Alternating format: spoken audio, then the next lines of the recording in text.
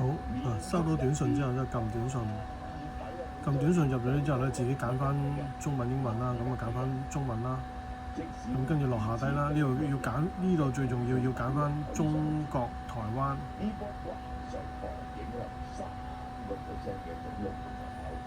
咁之後咧入 email 啦，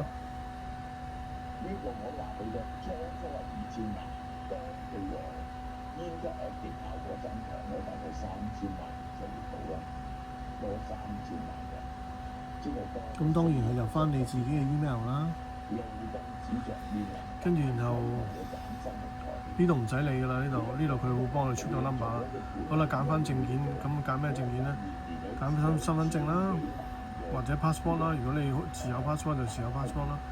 如果港澳通行證、身份證啦，咁就撳確定啦。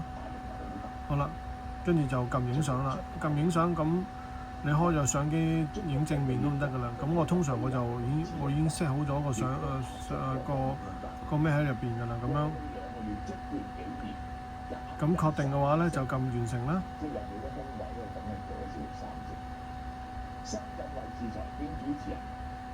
咁完成咗啦。咁跟住拉下底睇下啲名啱唔啱啦嚇。啱嘅話咧就最下邊咧咁剔晒嗰3個去，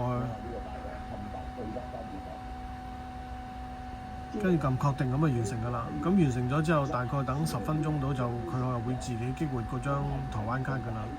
係咁多，唔該晒。